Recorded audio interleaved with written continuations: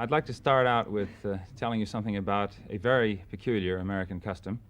1 week in every February is officially designated as National Brotherhood Week. This means that we're supposed to stop whatever we're doing, burning, killing, whatever, and love everybody else. And it's really quite a strain. Here's a song about National Brotherhood Week.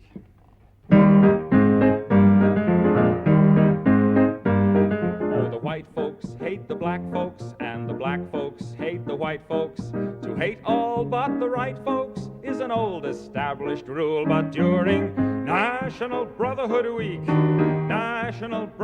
Week, see Cassius Clay and Mrs. Wallace dancing cheek to cheek. It's fun to eulogize the people you despise, as long as you don't let them in your school.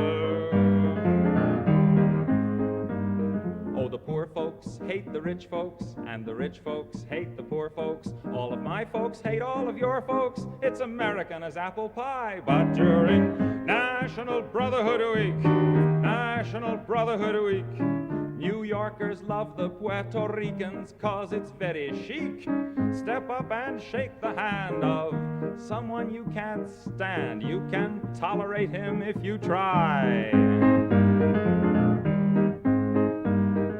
The Protestants hate the Catholics, and the Catholics hate the Protestants, and the Hindus hate the Muslims, and everybody hates the Jews. But during National Brotherhood Week, it's National Everyone Smile at One Another Hood Week. Be nice to people who are inferior to you. It's only for a week, so have no fear. Be grateful that it doesn't last all year.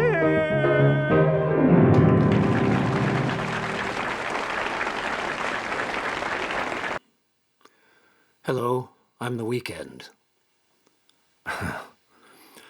Thank you, Tom Lehrer, not only from that song from 1967, all about National Brotherhood Week, but for very recently making all of your songs copyright-free, which is a big boon to video producers like me.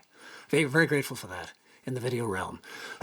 If you missed it and you're just tuning in, 10 demerits.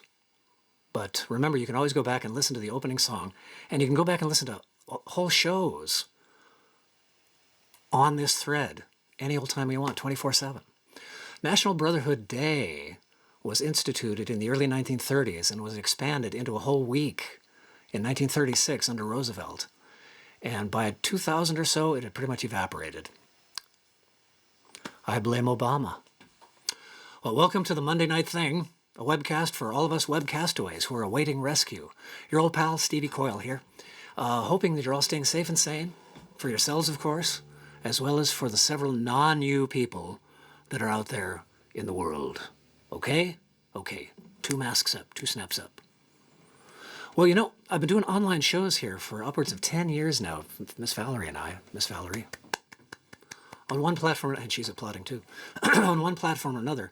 And recent software has allowed me to invite friends and fellow pickers to join me here on Facebook Live shows.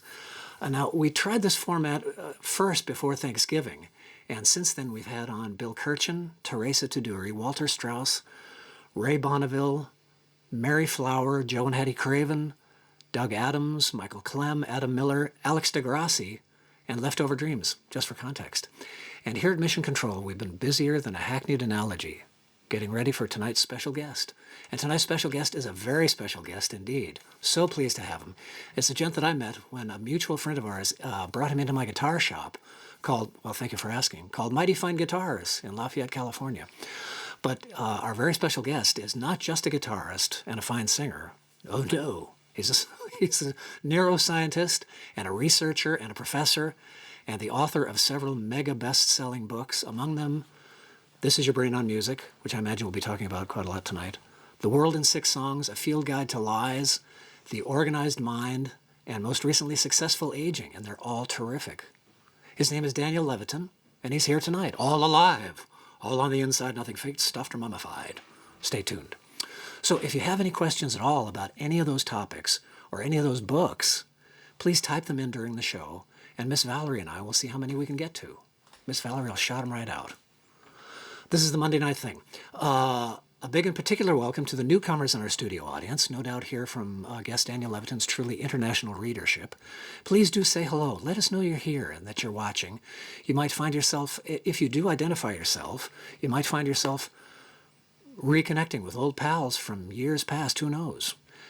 And now that I say that, that might be a good reason to not say hello. Do what you got to do. Well, do, if you would please, click the notifications box when it pops up there if you'd like to be rudely interrupted whenever I go live, which is typically 7:30 Pacific Standard Time here on Monday nights, and then Fridays around noontime Pacific Standard Time from my shop, Mighty Fine Guitars. Did I mention it? Yes, I run a guitar shop, Mighty Fine Guitars. You could tell us where you're webbing in from if you're stuck for something to say. You could tell us where you're webbing in from. Always interested to see who wins the faraway prize. You could tell us how you heard of the show. Our marketing department downstairs is always interested in learning about that. Daniel and I are busking tonight. Donations are not expected, but they are always welcome. And Dan and I will split all the proceeds. PayPals and Venmothers, here are the links. Miss Valerie, would you pop up the links for us there? People know where to send the moolah. Thank you. And as usual, there they are. There's the PayPal and Venmo info. And as usual, folks, 20 is the magic number.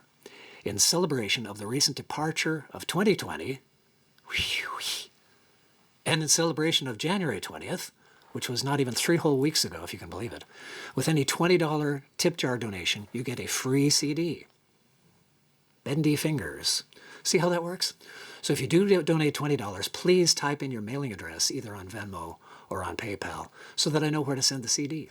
And there it is. Thank you very much.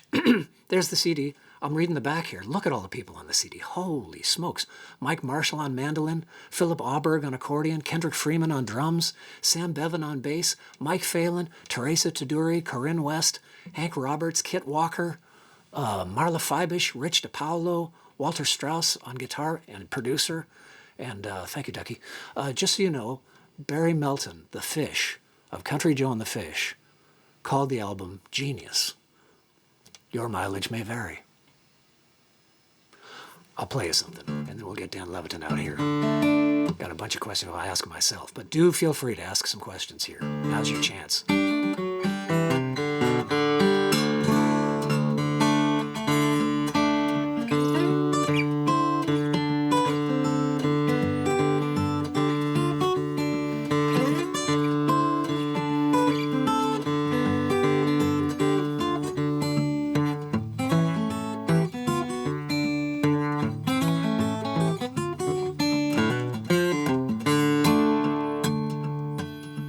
Put him in the ground, 6 feet down, till you hear that coffin sound.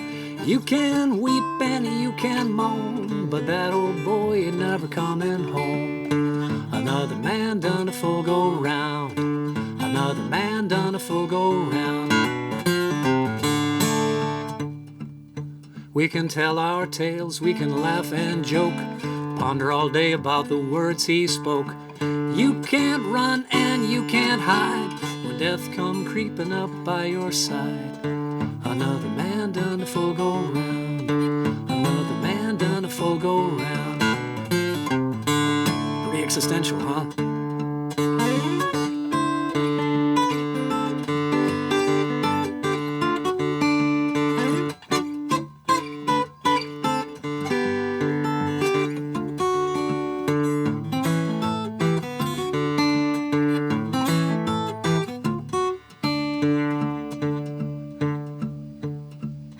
No more fussing about this or worry about that, taking out the dog or letting in the cat.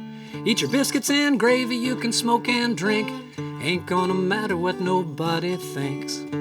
Another man done a full go round. Ah, another man done a full go round.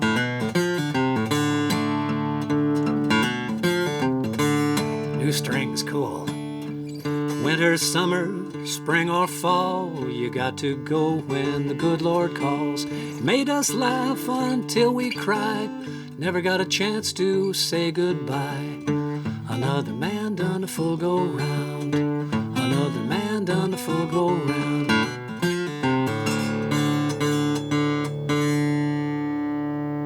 Oh yeah, Roy Bookbinder song. Great songwriter. Great guy.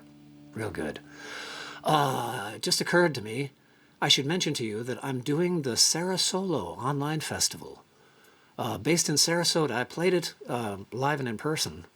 Was that 5 or 6 years ago? They all run together, especially this last year. Runs together all by itself. I think it was 2015. Ducky, do you remember? No, I don't either. It's a whole set of just me and 3 other performers each day. And I'm playing Tuesday, Friday, and Saturday. Tickets are at Sarasolo, based in Sarasota, Florida. Not New York. Sarasolo or .org. It's a .org. It's a .org-y. And tickets are available there. And I'm doing a whole set kind of thing. How are we on time, Ducky? What is the time? 7:45. 7:45 on the nose. How about that? Good heavens. Ducky, let's play the folks a little clip here in just a second. This is, by way of introduction, a clip put together by our guest tonight, and see if you don't recognize some of these folks. Ducky, take it away.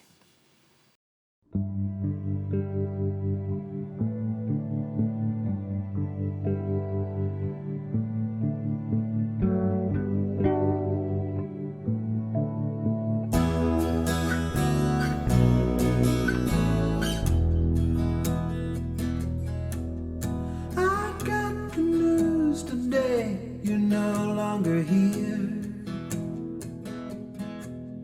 We thought that there'd be time, but it's not clear. It's not clear.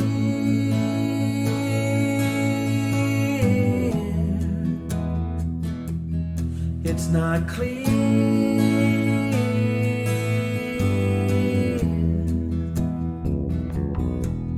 I got the news today that you were gone. I don't know how these things could go so wrong.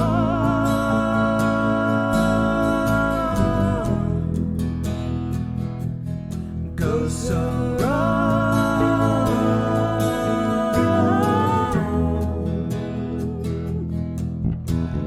Oh, the salad days are in the past. We never knew that it wouldn't last. What's left behind is just a memory. Who we was then is not who we would be.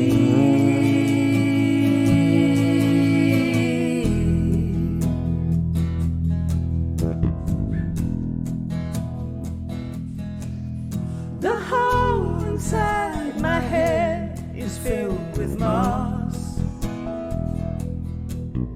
The birds that lived inside it now are lost. Now are lost.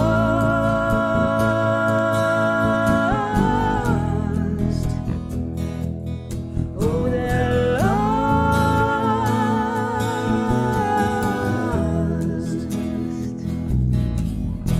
The leaves are turning yellow from the sun. The dead and dying seem to need no one. What's left inside is just a memory. Who we were then is not what we came to be.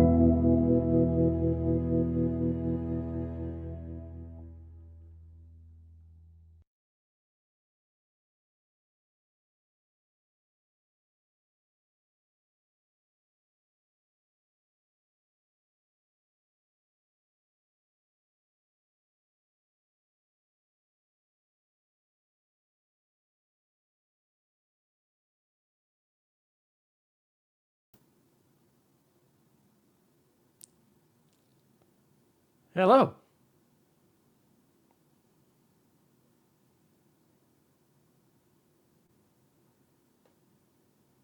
I see myself, and I'm in the broadcast, but I don't see my friend Stevie. Oh, there you are. But now I don't hear you. That's intriguing. Oh, How about there that? you are. Hey, I had my Hey, finger on Valerie. the wrong button. And there, she's waving at the screen. So I'll do this for her. Very good. This is the gentleman who just Oh, sang that man. song, folks. That's Daniel J. Levitin. thank you for playing that. Oh man, your new record with you had me at Mike Phelan Oh, very good. Yes. among yeah. that list of among he that great? list of luminaries. Oh, he sings his brains out on one of the tunes there. He just sounds so fantastic. Yeah, I'll send you a copy. Great. No worries. thank you. Well, would you tell us a little bit about who all you were playing with there before we get into the stack of questions we got for you? Well, it was Renee Fleming, who's from the Kennedy Center, and a friend of mine I like to call Victor Wooten, a bass player, Yeah. 5-time Grammy winner, maybe 6 by now, member of Bela Fleck and the Flecktones, and also Right. leader of his own band. Amazing musician. And Hardy Hempel, who was the music director for Shania Twain's band, a friend of mine and Phelan's on keyboards. And this came about because Music in Place, which is a Bay Area organization dedicated to helping musicians make a living during the lockdown. They have sponsored Bay Area musicians making various videos. So Music in Place contributes the video editors and the platform. And they reached out and asked me if I might do something for them to help promote the site. And I had lost, Victor and I were going to be on tour. And so like many musicians, when the lockdown happened in March, I lost a bunch of gigs. Then Steve Bailey and I were going to tour, bass player, another bass player friend who used to play with Dizzy Gillespie and Willie Nelson. And we were going to go out as a duo, just me and Victor, me and Steve, which is a nice how format. cool. Cheapers. But so anyway, Music in Place asked if I wanted to put something together, I could either sing solo or I could recruit some other musicians. And around that time, Renee called on the phone and said that she had to put something together for the Kennedy Center. Well then. And so and she wanted to record one of my songs. And so I hit myself on the head with a hammer a few times to make sure I wasn't sleeping. I still have a mark here. She's dense. I'd love to. Yeah. And I said, sure, have at it. She said, no, I want you to sing it. I want to sing the harmony. I said, well, that's ridiculous. You're the greatest soprano on the planet. You're going to sing it. Keep me out of it. She said, no, I think we'd harmonize well together. The I love harmonies were song." wonderful. They were really terrific. Yeah. Man, oh Can't man. go wrong. So then I thought, well, who am I going to put together for this? The Kennedy Center co-sponsored it. So we launched it on both sites at the same time. It was part of a Kennedy Center program that she and I did talking about music and health. And I called up Hardy and Victor and asked if they wanted to do it, and they were in. And man, Oh man. Just wonderful. Just a lovely, lovely thing that you made there. well, as a songwriter, when a great singer wants to do one of your songs, there's nothing like it. And she really is a top soprano, isn't she? In the world of opera and whatnot. And pop also. And pop She as does some well, pop, yeah. yeah. Crossover, She's amazing right. and so nice. Wonderful. I hate it when they're really nice too. Really super talented people. Just makes it so complicated. Jeez. That was wonderful. And when was that recorded? That was recorded just this last year, or was that this year? Is that real I recent? think it was May of 2020 for May, the got it. Yeah, 3 months into the lockdown.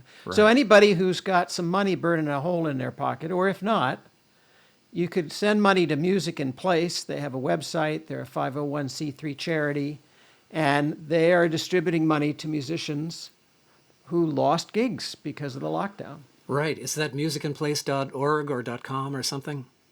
Something. Something, right. Google it up there, Yeah. folks. Normally we'd have Miss Valerie typing that in, but check it out. Check it out and Well, see I what sprung it is. this on you. That's all right, It's- man. It's all right. It's musicinplace.org. .org. Very good. Sounded like a .org. Sure thing.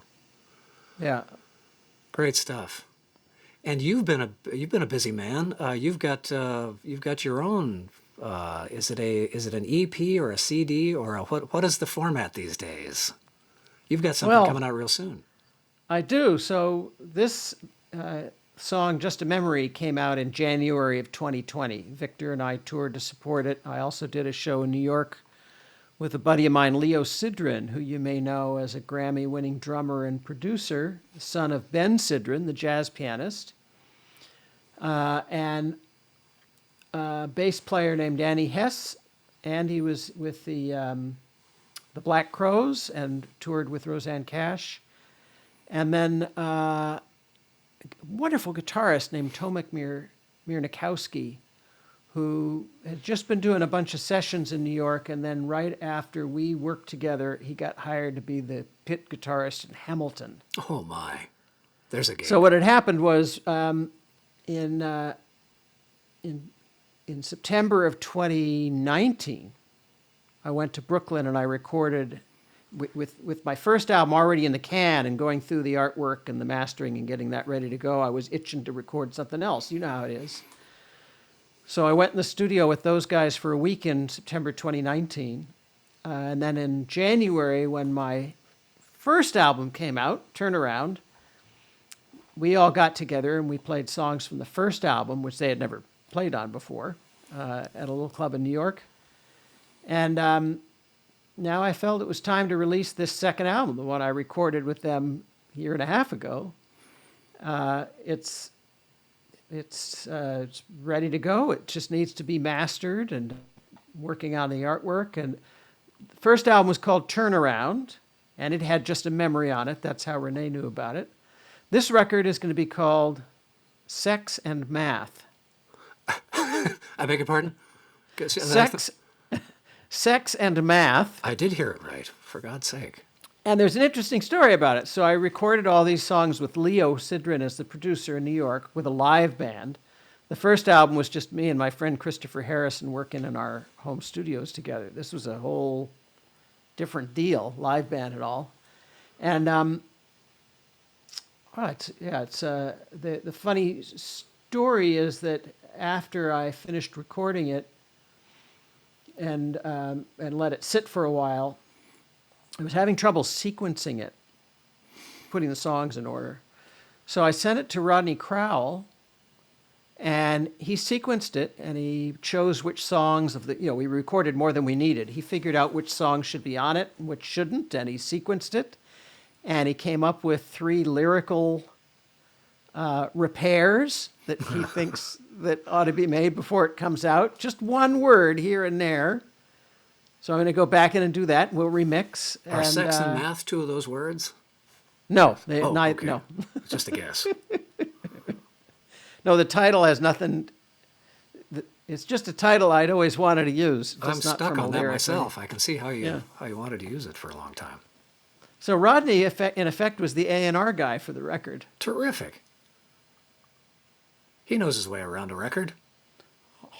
I mean, Yeah. he 10 top 10 hits on his own, and then another 10 with stuff he produced for his wife Roseanne Cash, whose picture is over my shoulder there. As is the Dalai Lama over the other shoulder. That is correct, sir. That's quite remarkable. It's impossible to do an interview or a conversation, without kind of mentioning lots of names that people know. Joni Mitchell, Sting, Paul Simon. In your orbit are lots and lots of musicians and thinkers and philosophers and brain people, I think. Well, I don't like to talk about that side of things because, as my friend Frank Sinatra told me, don't drop names. It makes you sound like an idiot. And see what it got him. Yeah. Do you know your name was dropped here at Turnabout Fair Play 2 weeks ago when Alex DeGrassi was on. What a lovely man. On the Monday night thing. And he mentioned a show that you two had done together in San That's Francisco. right, at the Commonwealth Club. The Commonwealth Club, which Yeah.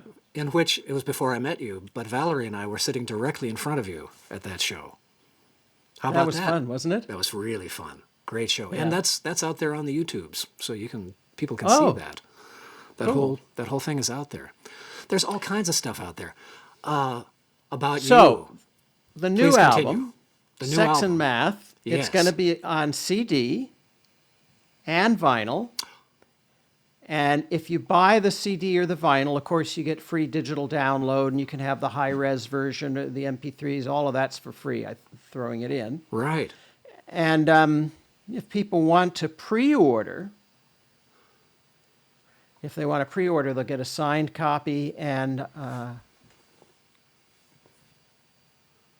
that will help me to pay for the manufacturing. Yes. Tell me the URL, and I'll ask Miss Valerie to type it in here for the folks, so they can I see think it on I their sent it crawls. to you ahead of you time, did, and so I I don't neglected to have it, pop it up here. It's operator error. Well, we'll sort this out, but there's a PayPal link and There is, which I neglected to pop up here. My apologies. and a Venmo link. Right. We'll For those sort it out. Those kids, the kids do the Venmo. Right. Actually, I think I can probably find that. Dan, would you play us one off of one album or the other, or both? Well, I would be delighted to play something from the new album. Well, thank you. This is a song. This is a song I wrote that was inspired by a Joni Mitchell song from the Hissing of Summer Lawns, and she actually helped me a little bit with it, and then Rodney helped also. Both of them are too modest and won't allow me to give them credit, but I'm telling you, they helped wonderfully. This is called Headed for the Fall. When I was a child, I never learned to swim, but I jumped right in that pool if I was buckled in. I'm sorry, starting over. When I was a child, never learned to swim, but I jumped right in that water if I was buckled in.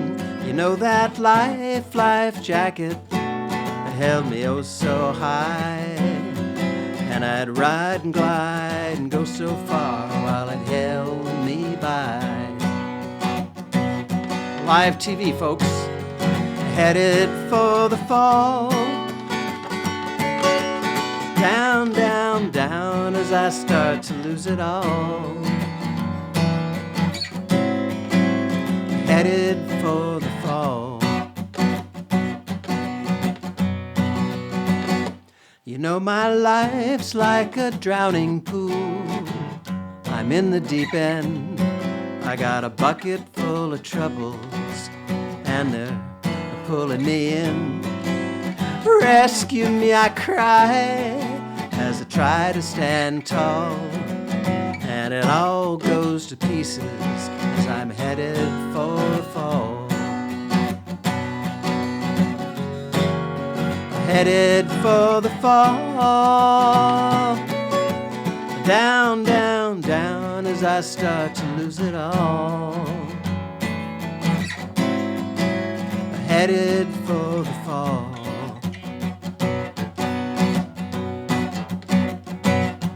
There's a ripple on the ocean, and a gull is gliding slow.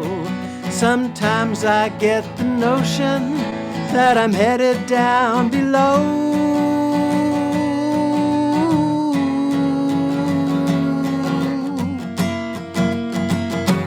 Well, there's a sleek, gleaming bird, and his heart beats so fast, and it flies around the world to make his short life last.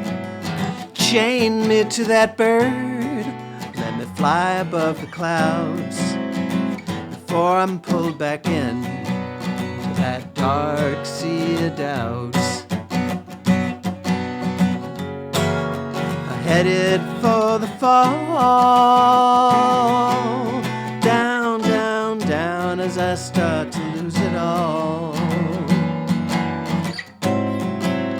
Headed for the fall, headed for the, headed for the, headed for the, headed for the, headed for the fall.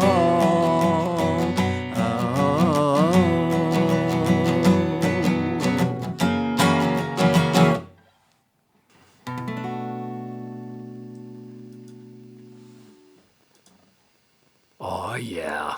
Good stuff. Thank you. I'm clapping for lots of people that are clapping. There are lots of little clappy cymbals going past. This is for them. Lovely stuff. Well, thank you. Oh, look, and there you are, sans serif. Yes, folks, if you're just tuning in, this is Dr. Daniel Levitin. And Yes, I am without serif today. he's to hell with that. You don't have to split the dough that way. It's great. He's here to answer your questions, and we have just a couple. Ducky, slide me the little packet of questions there. This is one that I always wanted to ask you, if you don't mind. And somebody Anything else. goes. This has been the past few years have been rather tense.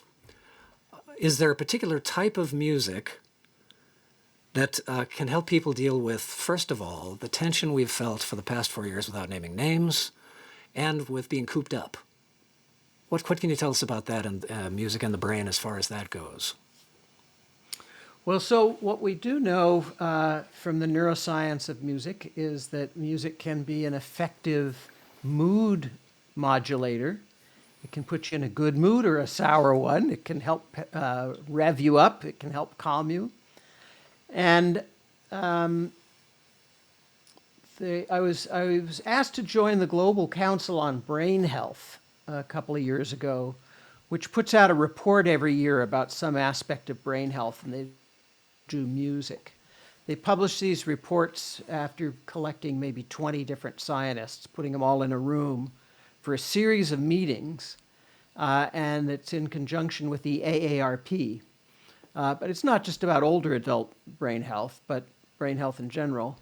And so we had all these meetings, and the interesting thing was the people on the council often were at loggerheads with one another, which is a strength of the thing. Because if you can reach a consensus with somebody that you've been arguing with for a few months, then you know you've got something that really holds.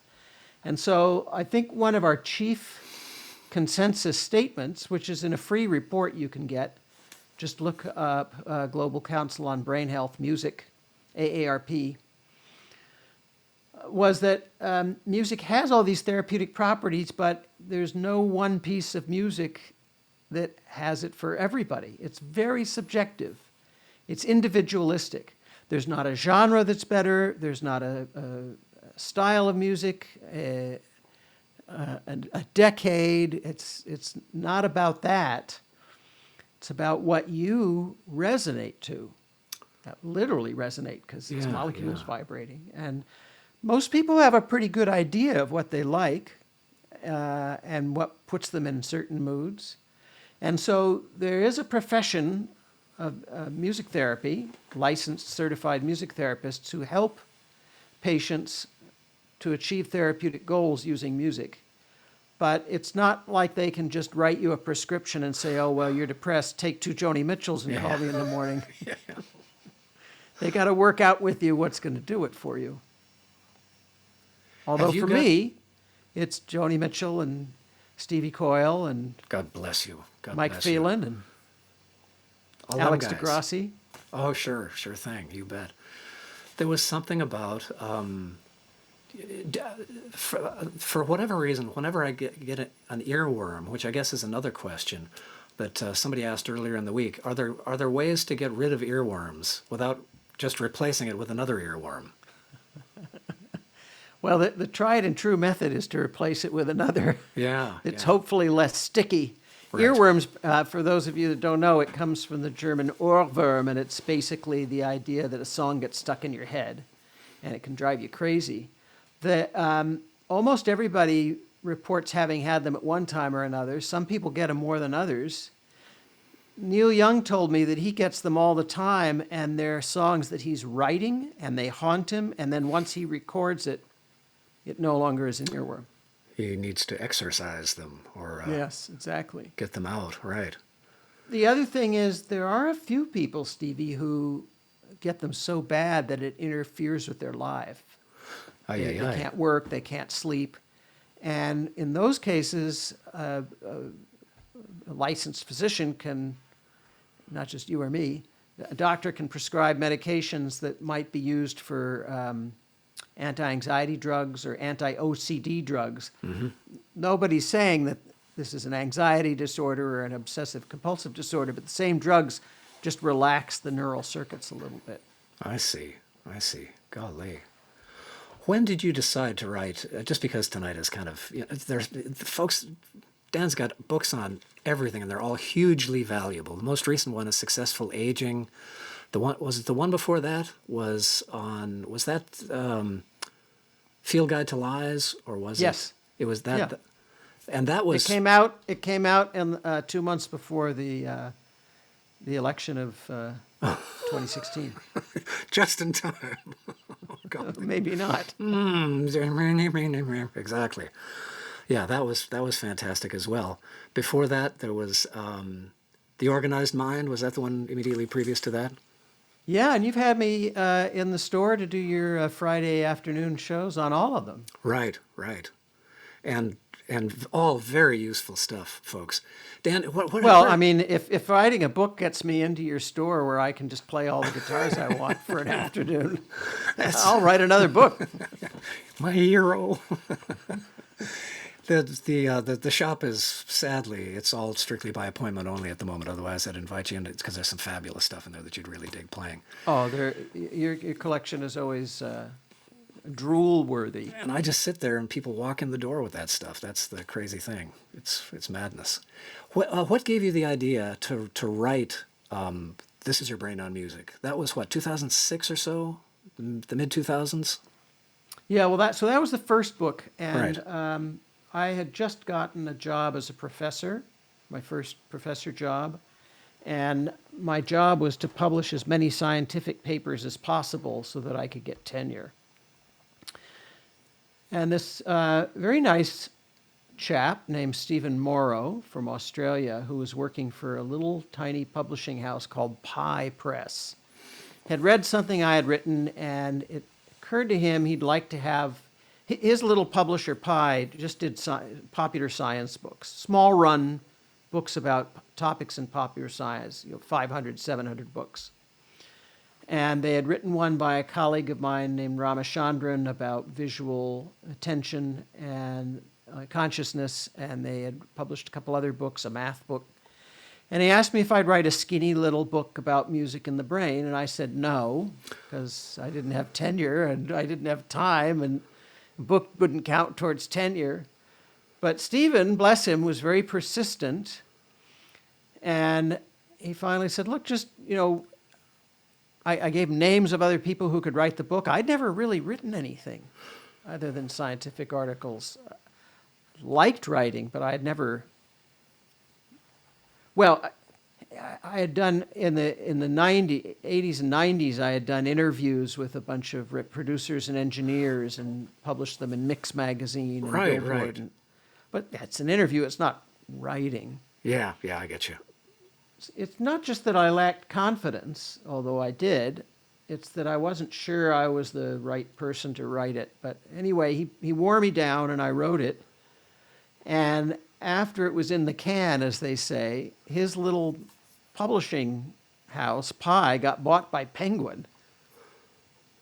And the only book that he had in the pipeline was mine, and Penguin wanted to put it out. And Wow. Timing.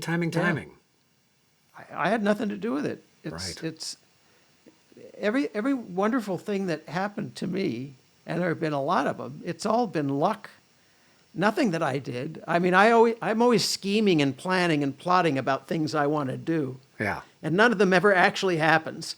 I'm a terrible architect of my own life, but instead other stuff falls down, and it's great. Fantastic, just fantastic. Wonderful book, folks. If you've not read it, This Is Your Brain on Music.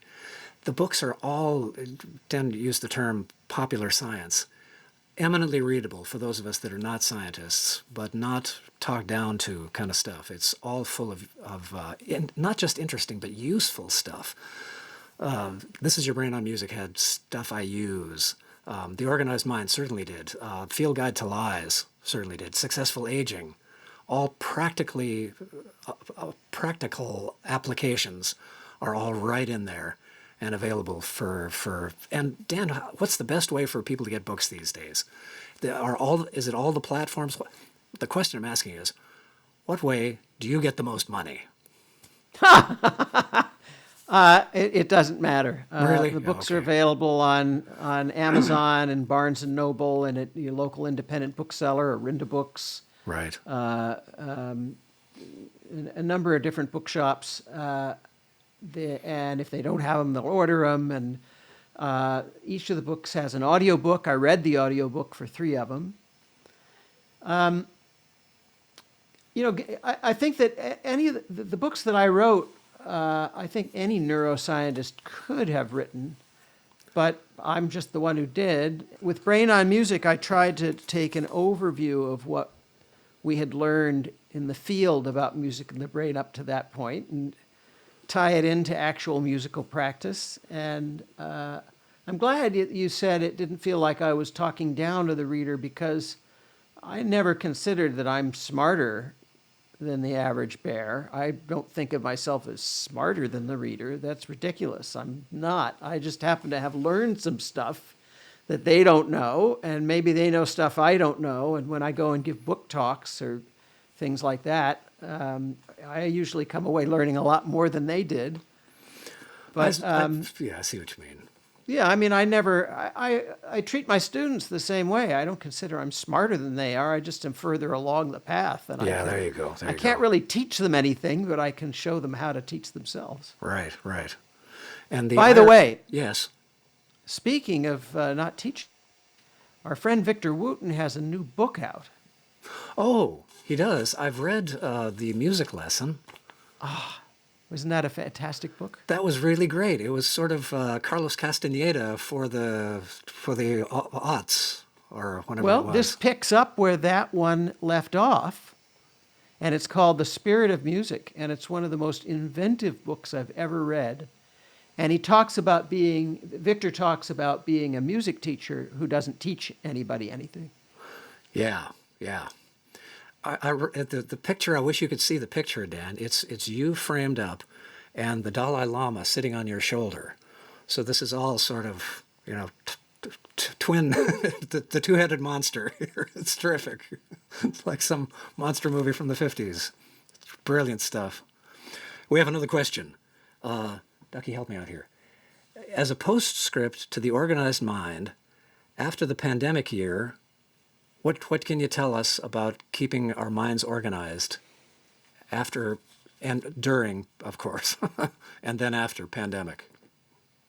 Well, it's tough because I've come to believe, my colleagues and I have come to believe that most of the world is suffering from a kind of chronic low-grade depressive disorder. All of the usual routines have been disrupted. Some marriages have fallen apart. The average person knows somebody who died of COVID, or somebody who knows somebody who died of COVID. A lot of people lost jobs, financial insecurity, uncertainty about what exactly you can do that's safe. It's a recipe. It's a fustercluck. It's a recipe for depression and an inability to be productive. And so the Organized Mind says that we have to manage our own time, set our own goals. And it's more true now than ever. So I look at it this way. Suppose that you, Stevie, hired a 17-year-old intern to work in your shop for the summer. Yeah. Now, you might have a list of things you want them to do. They've got to, I don't know, they have to restring guitars, they Yeah. have to dust things off. They, I don't know what it takes to run your business, but Mostly you got a those long two list things. you got a long list of intern stuff. But you're not going to say to in any business, you're not going to say to your 17-year-old intern when they show up on June 1st, all right, here's what you're going to do over the next 12 weeks. See you on September 1st. You're going to say, here's the big picture. This is what you're going to do over 3 months. This is what you're going to do. This is what you're going to do over a month, over the next week. This is what you're going to do today. This is what I want you to start on. And then you come back and you check on them after a couple hours. That's just common sense. They don't have experience managing their own time.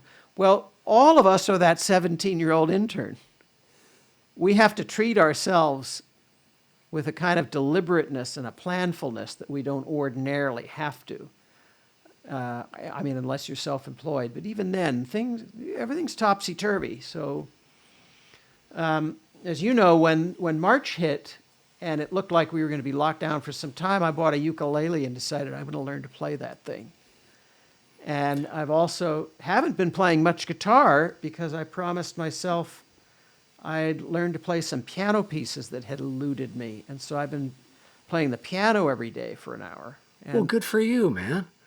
Do you have it your was part of ukulele? being deliberate. Yes, I see. Intent. Yeah, deliberate. There's the gold, folks. There's a golden Easter egg for you right there. Is deliberateness and being both of those people. Brilliant. You mentioned ukulele. Do you have one sitting there at your desk by any chance? I don't actually, but next time. Okay, next time. And that's the thing, folks. Before while we were doing our little sound check here, I said, you know what, Dan, can this be part one of an ongoing, of a two-part series? So we'll get Dan back for whatever questions we don't get to this time. We'll save them up, stow them away in an organized fashion, and then ask him next time around as well. Dan, will you play us another one? Oh, I don't think anybody wants to hear me play another song, do they? Well, yeah, I do. Oh, all right. What was All the right. what was the rest of the one you did in? Is that one on the playlist? The one you did in Soundcheck? Yeah, that's also on the. So Headed for the Fall is on the new record, as is this. This is called number 2. Sorry about that. And Dan, could you repeat that? We lost the title there. this is called Darwin Song number 2. Okay, that's the one. All right. And it's about a fight I had with a girlfriend many years ago. Cool. Can you hear everything? Yeah, it You sounds working? great, Dan. Sounds terrific.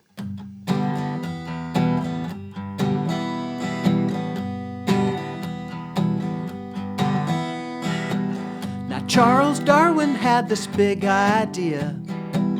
It's hardly charming, and if it ain't clear, it all comes down to this. We're descended from fish. Now lots of people think it doesn't make sense, but they don't let facts disturb their ignorance. They can't conceive of a God who'd have us coming from cod.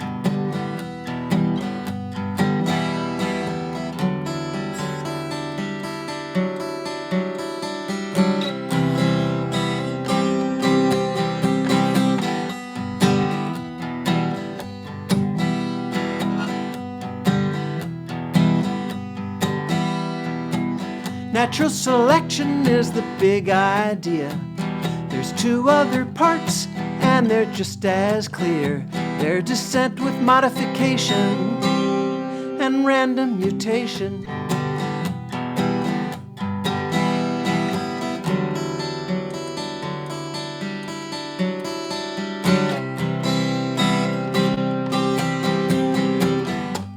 Good old GD minor.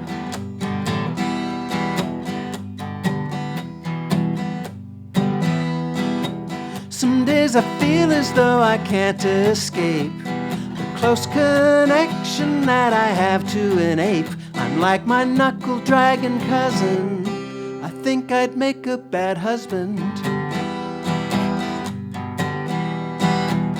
And though I tried so hard to evolve, I can't run in love till I learn to crawl. So I crawl back to you.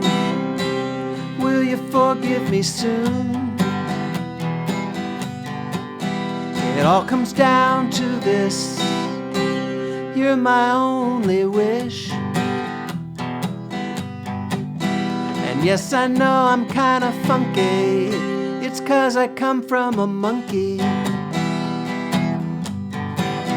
It doesn't take much to see this. I'm a lot like a rhesus. If we can find a solution, I can be your capuchin. It's a kind of monkey.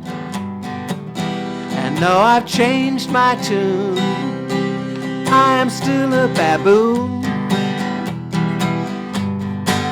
I won't be winning no blue ribbon. I got the brain of a gibbon. I know I'm just a gorilla. Let me be a fella. If we got back on track, you'd have your very own macaque. And yes, I may be a dreamer, but I'm still just a lemur.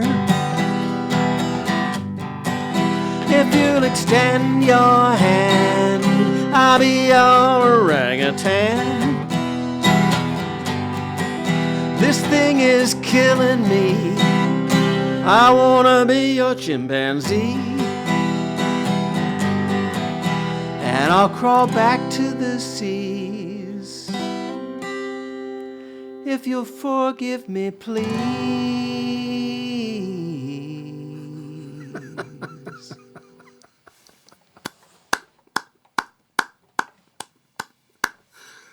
The cascade of monkey rhymes is just quite remarkable. Never heard anything quite like that. I thought it might be too much, but No, it's the comedy of repetition. More is better. More is better. I thought he's never going to top Capuchin, and then it just went up and up and up. I It was did fantastic. edit the one out about cotton top tamarind because I just wasn't happy with the rhyme. But Yeah, that's a tough one. I've always had tough time rhyming that one. Orange. I know you've Doesn't- tried. Doesn't I it know rhyme with you've tried. orange? Isn't that the one? No, apparently not. Great stuff. will you play us another one of yours?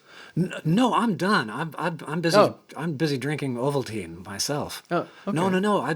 We have more questions for you, though. Doctor, let me see the little list here. Oh, do you know Bill Kirchen is in the house? I don't know if you know Bill Kirchen. yeah. If you have not met, I'll introduce you to, because you'd be a house of fire. It'd be just hilarious to be in the same room with the two of you fellas. I tell you what. Why is somewhat obtuse question, but see what you can do with this. Why is music so deeply ingrained in our psyche? How did it get in there, and why is it useful? Well, that's a big question. Nobody really knows. There are theories that we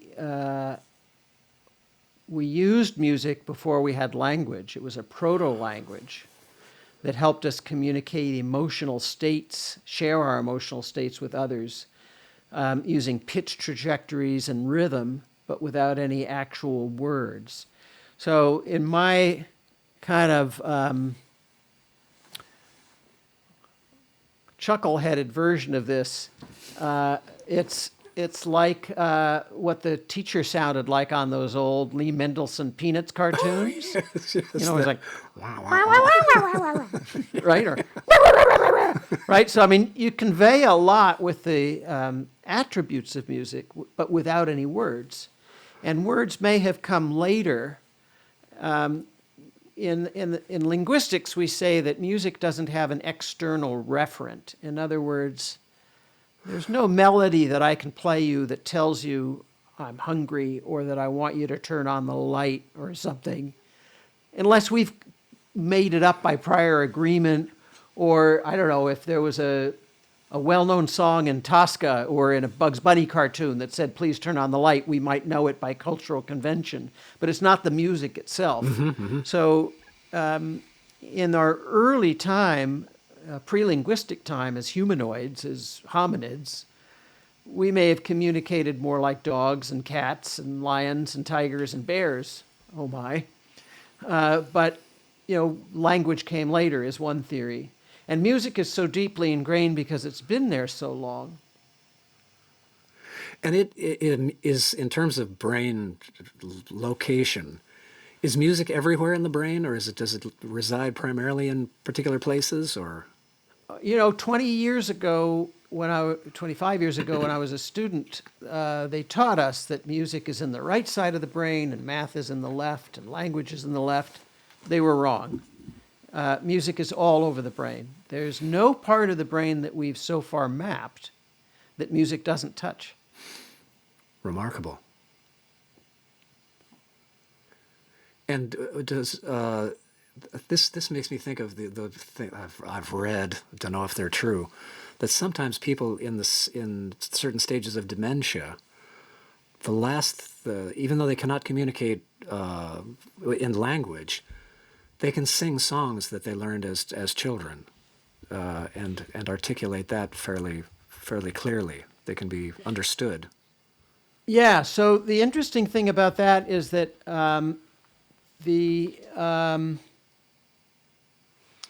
music is so multidimensional with rhythm and pitch and chords and harmony and lyrics, accent structure, rhyme. All these features mean that when you store a musical memory, when a piece of music gets lodged in your brain, there are a lot of different ways to get at it. It's making connections with a lot of other things. And so that means that musical memories tend to be the most robust. If you were trying to design a stimulus that would stick in your memory, it has to have several qualities. It has to be multidimensional, making connections to other things. It has to be emotional. We tend to remember best those things that we feel the most emotional about. And it turns out also that people who listen to music between the age of about 10 and 20, that music somehow has preferential treatment in our memory system. We don't know exactly why. But if you go to an old person, somebody who's got Alzheimer's or dementia, cognitive impairment, it's typically the songs from that decade. I don't know if you just read the piece about Tony Bennett. Yeah, I in was which you were quoted in quoted. the Yes. a friend of mine went over to his house and recently and said that he could not carry on a conversation. He was very disoriented, but when his pianist, longtime pianist, walked in, started playing, spot on. Everything was great. Same as Glenn Campbell. Yeah. Huh. Does So learn all the songs that you can now. Oh gosh, yes. Before I hit 20. Yeah, exactly. Well, no, it's never too late, really. No, I mean, right.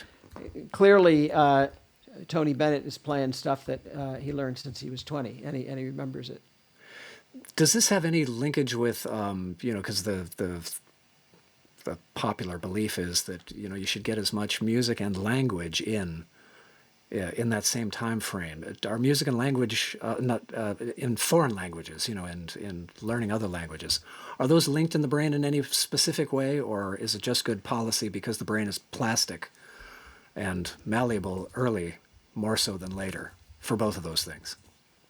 Well, so the thing about that is that the language, because it uses auditory input, it uses some of the same areas as music. It has to. I mean, it all comes from your ears. But really, they're non-overlapping circuits. There's music circuits that are separate from language circuits, which is why when somebody like Congresswoman Gabrielle Giffords lost the power of speech, she was able to reclaim it. Excuse me.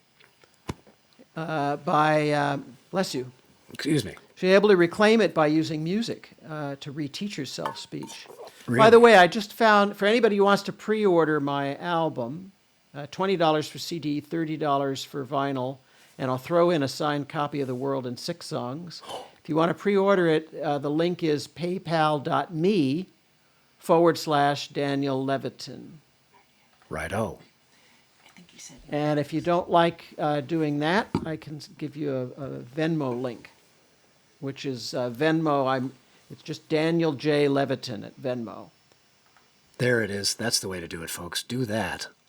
Can't go wrong. Great gifts. Christmas is just around the corner, so don't disappoint the kids. And order up. I did.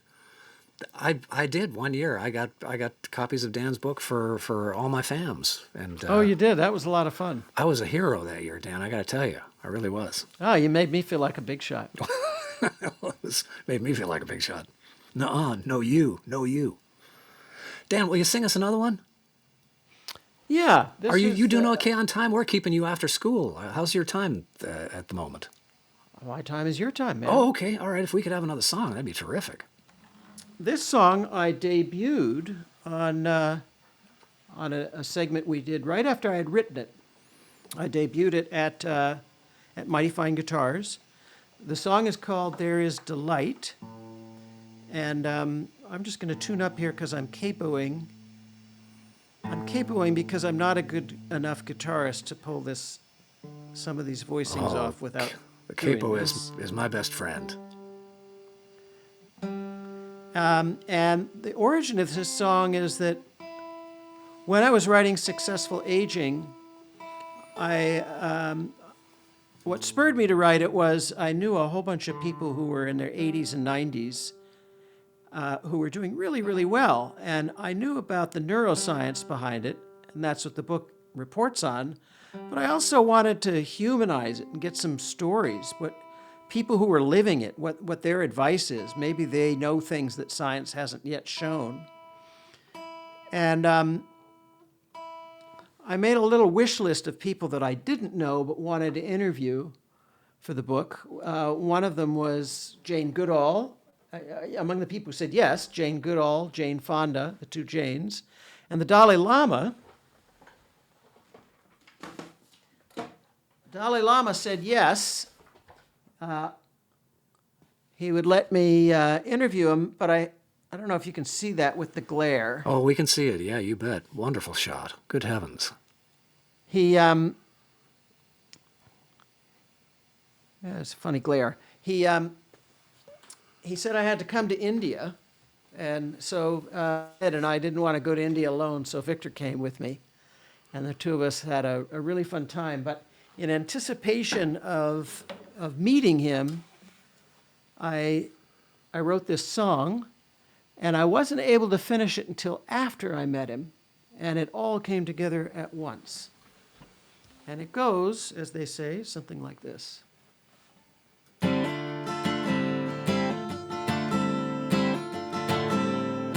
There is delight in singing, though none hears. Beside the singer, there is delight, there is delight.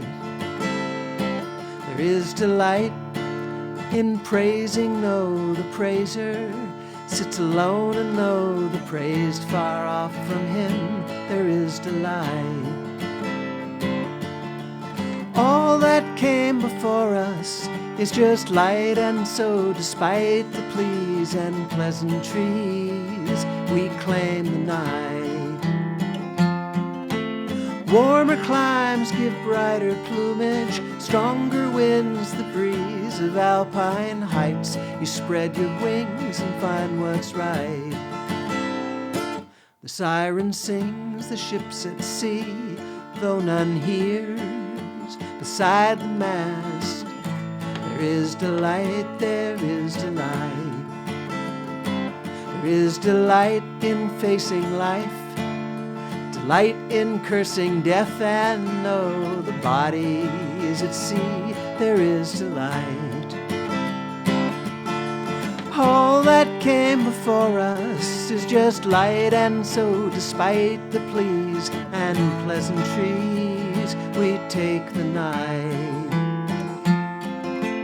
Warmer climes give brighter plumage, stronger wings the breeze of alpine heights. You tender strings and find what's right.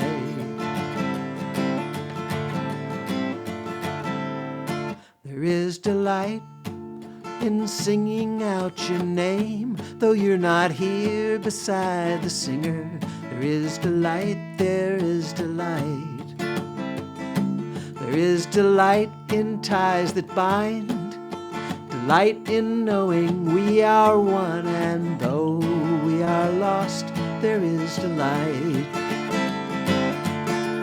All that came before us is just light, and so despite your pleas and pleasantries, we forge the night. Warmer climes give brighter plumage, softer winds the breeze of alpine heights. You play the strings to find what's right. You play the strings to find what's right. You play the strings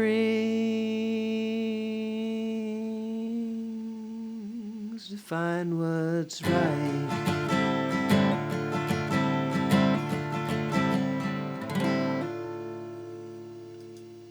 You do indeed. You do indeed. Folks, Daniel J. Levitin. Thank you, Dan. Good heavens. Thank you. Also on the new record, all three on the new record, And folks, which will be called Sex and Math. Sex and Math. I don't always buy titles, but I would buy that just for the title, even if I didn't know it had great stuff on it. And folks, if you enjoyed this show, tell your friends about it. They can go back and look at this. These posts, I don't know how Facebook does it, because they're Facebook. That's how they do it. All these shows stay up there forever, apparently. And this would be a good one to pass around so for folks that weren't able to make it tonight, East Coast folks. Apparently, 9 o'clock is the new midnight for a lot of people. So, folks on the East Coast may have missed this, but would like to see it some other time. Refer them over to this. It'll always live on my page here. And Dan Levitin's got a new CD coming out on various formats. And what is the deal again, Dan? It sounded too good to be true. It's vinyl and a signed copy of... Vinyl for $30, CD for $20. You get all the digital versions that you want if you pre-order now through you. This is a limited time offer for your viewers. The limited time, if you pre-order through Venmo or PayPal, Venmo, I'm Daniel J. Levitin, or go to paypal.me/Daniel Levitin. The no usual, J. right. I'll throw in a signed copy of my book, The World in 6 Songs, How the Musical Brain Created Human Nature. You can't beat that with a stick, folks. Jump on it. I'm gonna. So I'll race you over to PayPal or Venmo. I'll see you there. One more time, folks. A hand for Dr. Daniel Levitin. Thank you, Dan. Thank and you. we really do want to have you back. Anytime. In another 6 months or so, whenever we can make it work. Great pleasure having you on yet again. Appreciate it so much. Thank you all for coming. All right. Night, Dan. Well, next week, folks, our special guest is one of the most interesting duos I've heard in a very long time, Noctambule. Marla Feibisch and Bruce Victor playing 4, 6, 8, and 10 and 12-string instruments. Though not all at once. No, sorry. In subsequent weeks, we'll be featuring Tom Noddy, the Bubble Man, who's going to be on with us, Fatback Blues Man, Brother Youssef, classical and acoustic guitar maestro Michael Chapdelaine, and slack key guitarist and guitarist for Weird Al Yankovic, Jim Chemo West. And that was Dan Levitin. Was that cool or what? It flew by. I hope it seemed very brief to you as well, because we really do need to get him back to ask him lots more questions and hear some more live renditions of the rest of the album that's coming out. Well, and now, pardon me, we'll sign off with a charmingly retro sign-off video from the late 1970s featuring T.B. the Bee. Stay tuned, though, for the closing card, because the accompanying song will be a sing-along on a swiftly upcoming future Monday Night Thing. And you'll want to sing along, I guarantee. So, for all of us here for both of us here and two cats at Ducky Acres, Thanks for tuning in. This has been the Monday Night Thing with your old pals Stevie Coyle and Miss Valerie May. Good night, Fresno.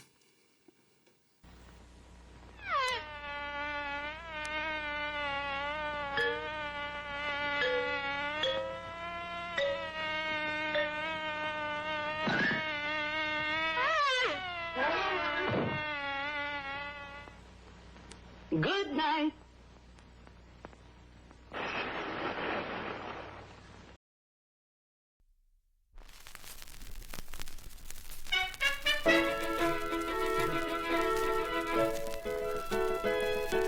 Make love with a guitar if you should meet her, sweet senorita.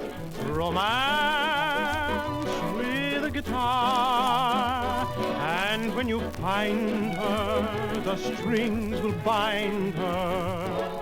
Make love with a guitar, always the right time, daylight or night time. Ah, she'll not withstand it, and as I planned it, she'll say, I love you. On my guitar, I strike a chord like this, it always brings a kiss. I never miss. Speaking of love, you can go very far, no matter who you are, if you play a guitar, if you play a guitar.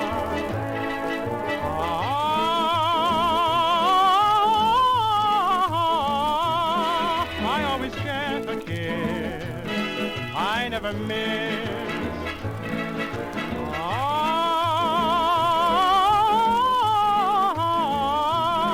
You can go very far, no matter who you are, if you play a guitar.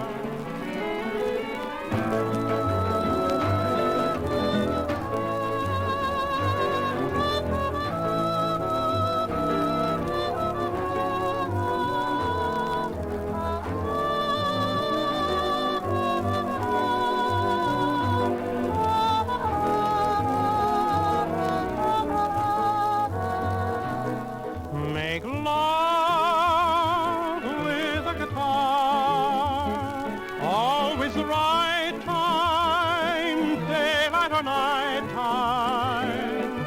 Oh, she'll not withstand it, and as I planned it, she'll say,